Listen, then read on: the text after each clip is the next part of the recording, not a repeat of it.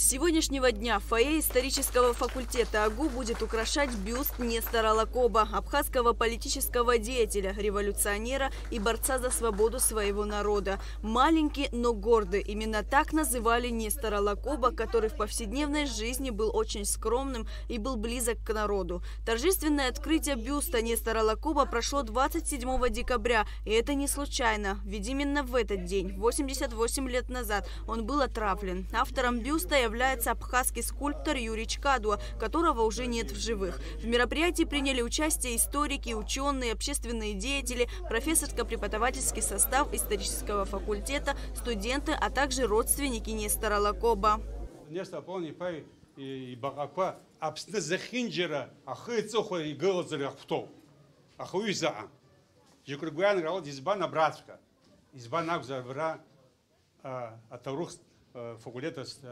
студентсыр рычапхе и сыцпхе дирбартепши рахалартепши иргвалашартепши хампада лекция корчге хоти хоти избох аха и симшир балартепши раска бася захапхези гям тацарги игхтус варги харахтор хачио псах шазкум ахтус дука уртахдус дука анне псвам тазухом нафсуж ларисмшиге ириман апхеглыша вот апхеглыша рабхе харгула дурвацкуп Нестора Полонифа Лакоба.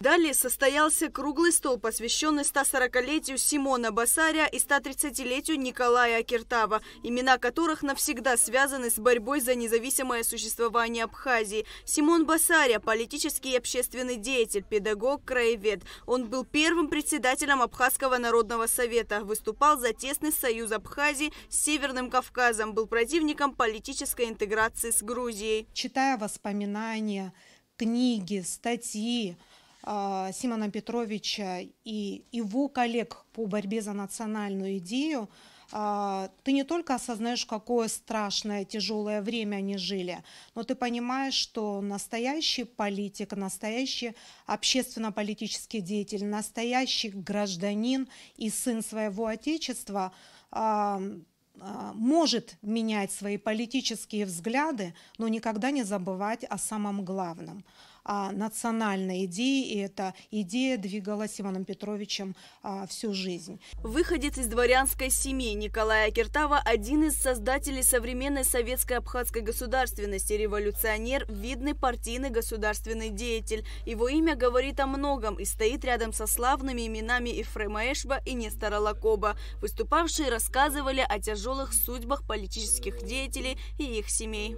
Именно с такими людьми, как Акиртава, и связано, по большому счету, восстановление абхазской государственности. Мы их забывать не должны. И, может быть, вы знаете, хотя, скажем так, он гораздо лучше владел, скажем, мигрельским, чем абхазским, да? Но именно потому, что они понимали эту ситуацию, помните, Ешба тоже был не слишком горячий сторонник включения, что они знали, чем это может грозить остальной Абхазии. Для развития Абхазии они сделали очень много. Видеообращение к участникам круглого стола сделала правнучка Николая Акиртава Эсма Агарба. Она поблагодарила участников и организаторов данного мероприятия. Очень приятно, что память о выдающемся деятеле истории Абхазии не забыта, свидетельством чего служит сегодняшнее мероприятие, посвященное 130-летию своего дня рождения.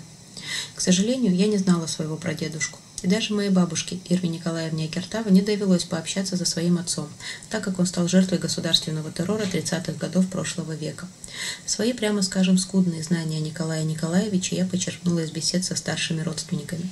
От них я узнала, что Николай Николаевич был яркой и неординарной личностью, чьи патриотические настроения привели его в стан революционного движения, где он по мере сил и возможностей вносил вклад в общее дело и стал одной из ключевых фигур в истории Абхазии и становления ее советской государственности. После основных докладов мероприятие продолжилось в формате дискуссии. Революционеры, патриоты, любимцы народа Нестор Лакоба, Николай Акиртава, Симон Басария и Ефрем Эшба пострадали от сталинско-бериевского режима. Жители Абхазии всегда с благоговением будут относиться к их личностям. Лаура Капширамукамке, Абхазское телевидение.